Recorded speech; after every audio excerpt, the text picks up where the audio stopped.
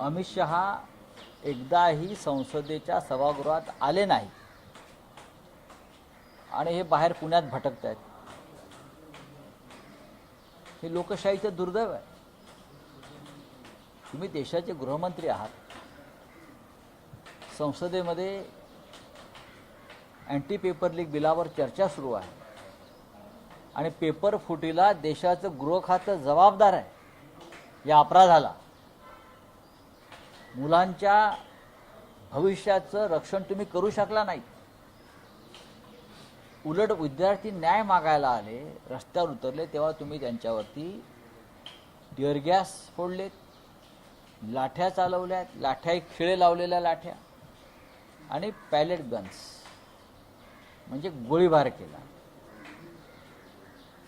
आणि जेव्हा या विषयावर चर्चा आली तेव्हा अमित शहा हे संसदेतून पळून गेले, आले नाही संसदेमध्ये. एकतर हे त्यांचं नैतिक अधपतन तर आहेच आणि डरपोकपणाचा कळस आहे. भाजपवाले काय त्यांचं संरक्षण करणार? भारतीय जनता पक्षाचे पुण्यातले लोक अमित शहाचं काय संरक्षण करणार? भविष्यात तुम्हाला संरक्षणाची गरज आहे. लोक रस्त्यावर धरतील तुम्हाला, म्हणून तर अमित शहा पळतायत इकडून तिकडे, तिकडून इकडे. संसदेमध्ये वंदे मातरमचं विधेयक आलं, प्रधानमंत्री गायब. ज्या वंदे मातरमवर 2 दिवस विशेष अधिवेशन घेतलं पंतप्रधानांनी आणि मोठं भाषण ठोकलं काँग्रेसवर टीका करणारं, पण जेव्हा वंदे मातरम राष्ट्रगीताच्या संरक्षणासंदर्भात एक विधेयक आलं तेव्हा प्रधानमंत्री आले नाहीत. हा राष्ट्रगीताचा अपमान आहे. प्रधानमंत्र्याकडून माफी मागायला पाहिजे. ना गृहमंत्री ना प्रधानमंत्री हे असतात कुठे? हे करतात काय? त्यांना काम काय आहे? संसद काळात जर प्रधानमंत्री आणि गृहमंत्री सभागृहात उपस्थित नसतील तर हे कुठे असतात? हे काय कांड करत असतात? हे देशाला समजावं लागेल.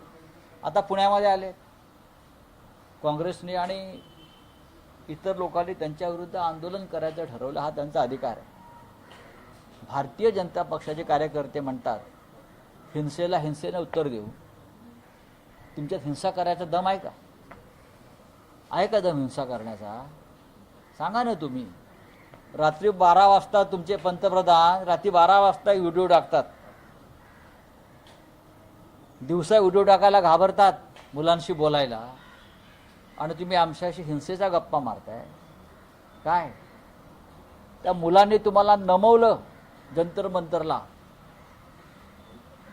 जंतर मंतरला हजारो लाखो मुलांनी तुम्हाला गुडघ्यावर आणलं.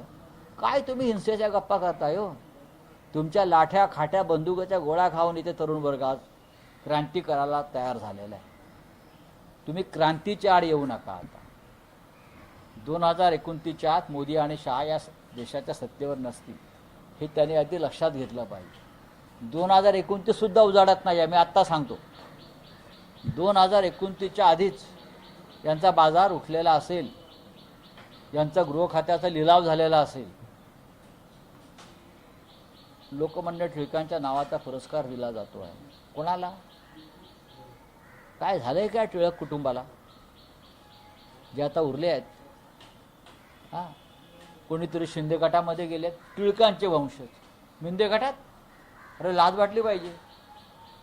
ज्या स्वाभिमानाचा लढा, जन्मसिद्ध हक्क आहे स्वातंत्र्य हा माझा, त्यासाठी ज्यांचे पूर्वज छातीचा कोट करून ब्रिटिशांशी लढले, मंडालेच्या तुरुंगात गेले, डोंगरीच्या तुरुंगात गेले. कळलं? सरकारचं डोकं ठिकाणावर आहे काय असा प्रश्न विचारला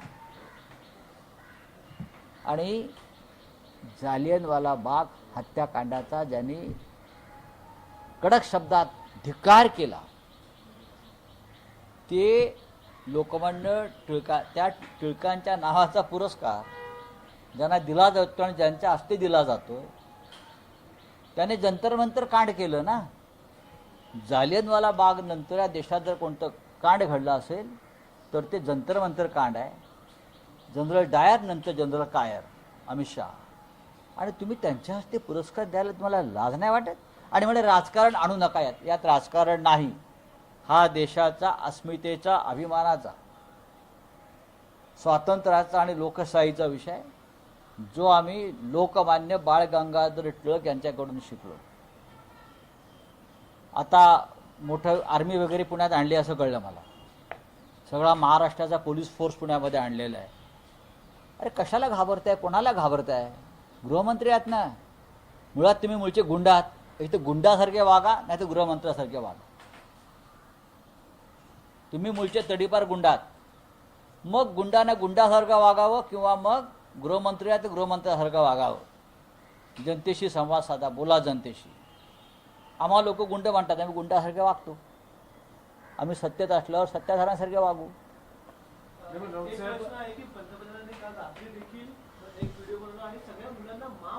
हे कोण माफ करणार? नाही नाही नाही, हे बघा, एक लक्षात घ्या, ही त्यांची आणखीन एक शरणागती आहे. ही त्यांची आणखी एक शरणागती आहे. मुळात मुलांनी त्यांच्याकडे माफी मागितलेली नाही की आम्हाला तुम्ही माफी द्या. मागितली आहे का? आम्ही कोणी मागितली आहे का माफी तुमच्याकडे? साहेब आम्हाला माफ करा, आम्ही चुकलो, असं कोणी बोललंय का? ही तुम्हाला अवदसा आठवते कशी काय? म्हणजे मला कळतच नाही काय. आम्ही तुम्हाला माफ करतो. अरे पण माफी मागितली का आम्ही की आम्ही माफ करतो, हे करतो? एक नाही आहे. हे भ्रमिष्ठ झाले. या देशाचे प्रधानमंत्री आणि गृहमंत्री हे भरकटले आहेत मनानं आणि विचारानं. त्यांनी त्यांचे सल्लागार बदलायला पाहिजे. त्यांच्या पक्षांतर्गत ज्या मंडळांच्या गोष्टी येत आहेत त्याच्यामुळे त्यांची मानसिक स्थिती कोणाचीही बरी नाही. माफ करताना मग शेकडो मुलांचं चारित्र्य कशाला तपासताय? तुम्ही या गुन्ह्यामध्ये होतात, तुम्ही त्या गुन्ह्यामध्ये होतात. आता चंद्रकांत दादा पाटील दगडाचे ठसे घ्यायला गेलेले आहेत. हां, त्यांनी तिथे क्वारी काम सुरू केलेलं आहे. 4 ट्रक घेऊन गेलेत, मला कोणतरी म्हटलं. त्यांना जबाबदारी दिली अमित शहाने, दगड गोळा करा म्हणून. चंद्रकांत दादांना कोथरूडचे कार्यकर्ते पाठवले त्यांनी.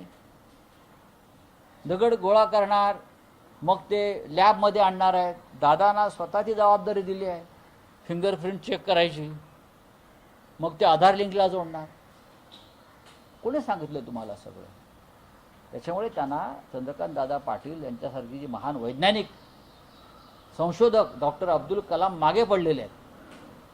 डॉक्टर अब्दुल कलाम मागे पडले. विसरतील लोक आता डॉक्टर अब्दुल कलामना. यापुढे डॉक्टर अब्दुल कलाम नंतर हे चंद्रकांत पाटील यांना संशोधन व विज्ञान क्षेत्रातला सर्वोच्च जागतिक पुरस्कार देणं गरजेचं आहे. नाही, पण राऊतसाहेब, पंतप्रधान असं म्हणतात की या आंदोलनामध्ये युवकांनी त्यांच्या विरुद्ध आणि त्यांच्या आई विरुद्ध आक्षेपार्ह भाषा वापरली. तुम्ही वापरली ती याआधी? त्यांना योग्य मार्गदर्शन तुम्हाला सुद्धा खरं म्हणजे तुम्हाला मानस उपचार तज्ज्ञाची गरज आहे प्रधानमंत्र्यांना. बरोबर ना? मी सांगतोय ना तुम्हाला. आपण कोणाला तरी जर्सी गाय म्हणाला होतात, आपण कोणाला तरी 50 करोड की गर्लफ्रेंड म्हणाला होतात, आपण अजून कोणाला काय काय म्हणाला होतात. त्याच्यामुळे तुम्ही दुसऱ्यांची आई बहीण काढलीत ना, हे विसरताय तुम्ही. तुमच्या अंगावर आल्यावर कोणीही तुमच्या आई बहिणीवर गेलेलं नाही. भावनांचा उद्रेक होता. ज्या पद्धतीने हा देश चाललेला आहे आणि चालवला जातोय त्याला झुंडशाही, हुकुमशाही म्हणतात. त्या हुकुमशाही विरुद्ध जर पोरं रस्त्यावरती आली असतील आणि ह्याच मुलांच्या मदतीनं 2014 साली तुम्ही सत्तेवर आला होतात, याच जयंतींच्या मदतीनं, हे विसरू नका. कोणी तुम्हाला शिवाब्या घातलेल्या नाहीत.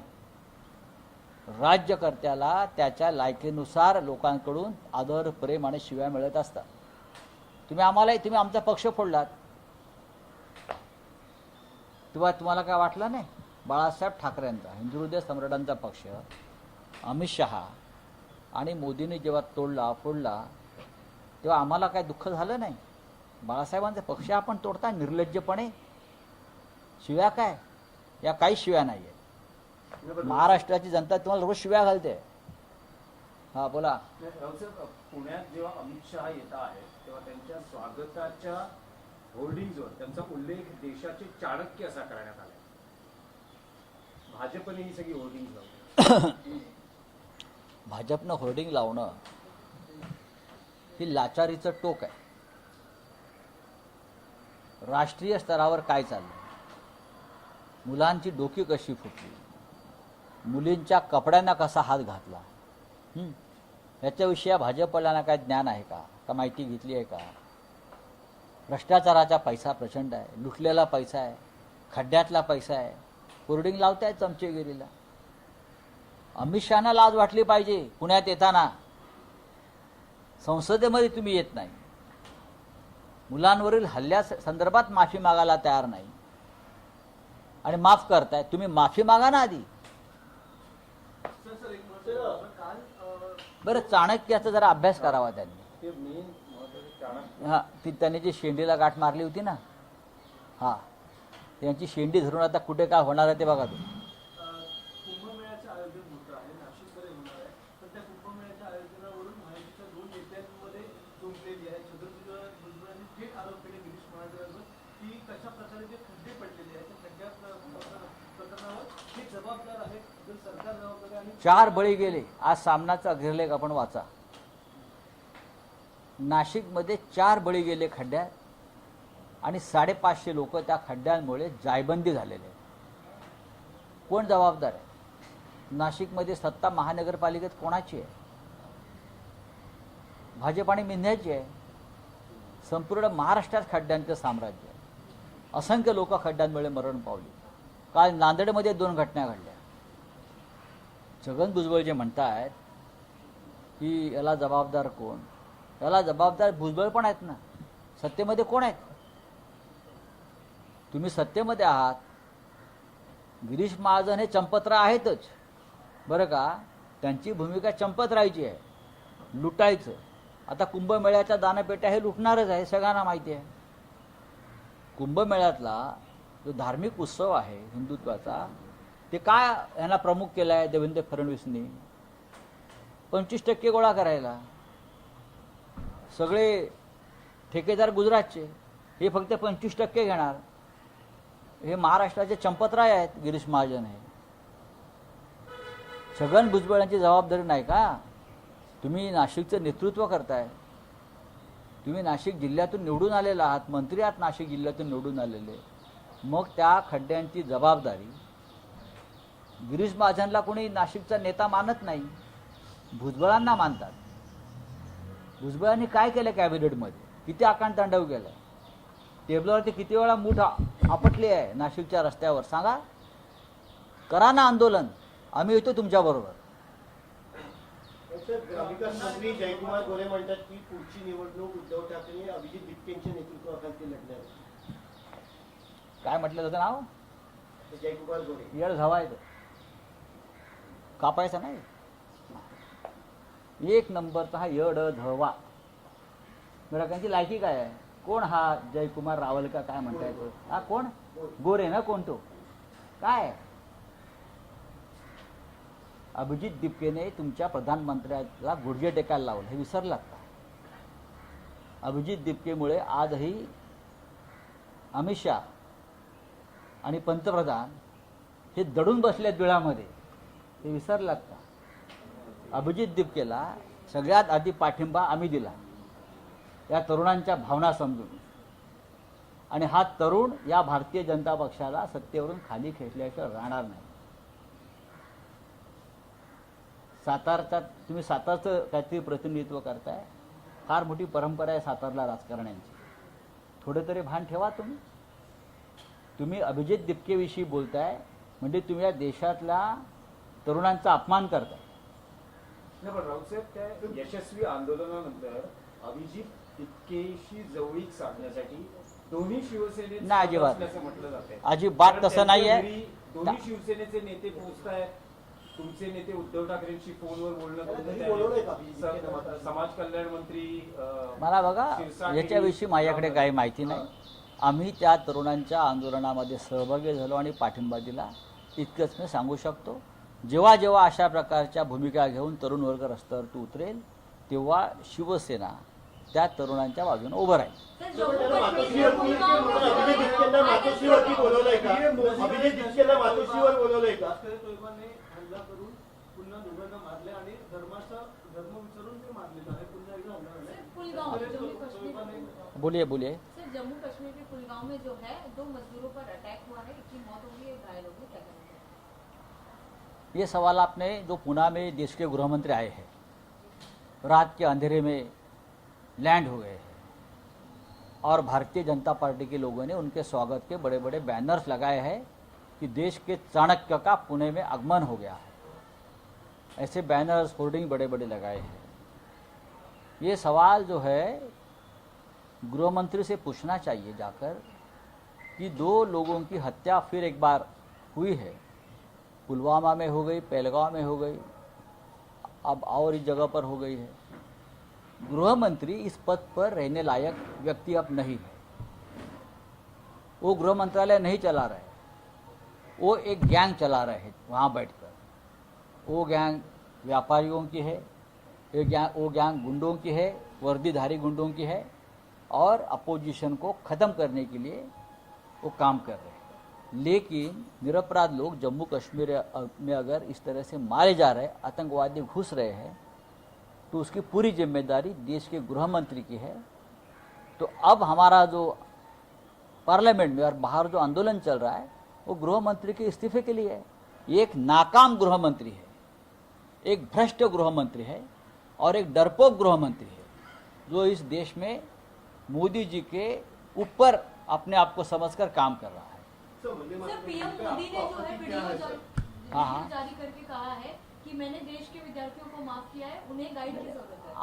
किसने कहा कि विद्यार्थियों ने कहा कि हमें माफ करिए? मैंने तो नहीं देखा कि किसी विद्यार्थी ने कहा है कि मोदी जी हमें माफ करिए. विद्यार्थी अपने हिम्मत पर जंतर मंतर पर आए, देश की सड़क पर आए और अपने न्याय और अपने हक के लिए उसने बहुत बड़ी जंग छेड़ी और वो जीत गए. सरकार हार गई है, सरकार डर गई है, सरकार सदन से, पार्लियामेंट से भाग गई है. तो आपके पास कौन आया था हाथ जोड़कर कि हमें माफ़ करिए? या अपने आप माफ़ कर रहे हो? किसने माफ़ी मांगी आपसे? सर, वंदे मातरम बिल जो है वो पास हुआ है लोकसभा में और वहाँ पर आपने किस हिसाब से प्रतिक्रिया दी? वंदे मातरम राष्ट्रगान के अपमान के विरोध में एक बिल आया और पूरी चर्चा में, और जब बिल मंजूर हो रहा था लोकसभा राज्यसभा में, प्रधानमंत्री और गृह मंत्री गायब रहे. जिस प्रधानमंत्री ने वंदे मातरम को पर एक स्पेशल सेशन लिया पार्लियामेंट का, वंदे मातरम को 150 साल हो गए, 2 दिन का सेशन लिया, लेकिन जब बिल आया तो प्रधानमंत्री कहाँ गायब हो गए? ये तो राष्ट्रगान का अपमान प्रधानमंत्री ने किया है. प्रधानमंत्री और गृह मंत्री की जरूरत थी उस वक्त पार्लियामेंट में. राष्ट्रगान के ऊपर एक बिल पर चर्चा हो रही है और देश के प्रधानमंत्री नहीं, देश के गृह मंत्री नहीं, तो दोनों, ये तो राष्ट्रद्रोह का मामला बनता है. कायर है ये दोनों. कहाँ गए ये लोग? दुनिया को राष्ट्रभक्ति का पाठ पढ़ाते हैं और खुद भाग जाते हैं. Thank you. क्या आपको लगता है माफी मांगनी चाहिए किसने? पीएम और एचएम को? देश के पीएम और एचएम को माफी मांगनी चाहिए? उनके ऊपर राष्ट्रद्रोह का मुकदमा चलना चाहिए. कहाँ गए थे आप लोग जब वंदे मातरम बिल पर चर्चा चल रही थी? आप कहाँ भाग गए थे? आप दूसरों को राष्ट्रभक्ति का पाठ पढ़ाते हो ना, तो आप कहाँ थे? दोनों सदन में थे, दोनों बैठे थे उनके कार्यालय में, चेंबर में छुपकर, लेकिन सदन में नहीं आए. वंदे मातरम के बिल पर चर्चा करने के लिए या जवाब देने के लिए कोई जूनियर मंत्री को भेज देते? ये सरकार चलाने का तरीका है क्या? सर, कलकत्ता के सीएम शुवेंदु अधिकारी ने जो है ममता बनर्जी पर 15,000 करोड़ का जो है रेवेन्यू लीक का आरोप लगाया है, क्या कहना है? ठीक है, देख लेंगे. शुवेंदु अधिकारी कोई ब्रह्मा विष्णु महेश नहीं है जो उनके ऊपर हम विश्वास रखें.